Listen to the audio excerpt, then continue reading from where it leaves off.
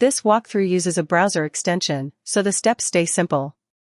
In this walkthrough, I'll show you how to download Sprout videos from Sprout Video using the Chrome extension method.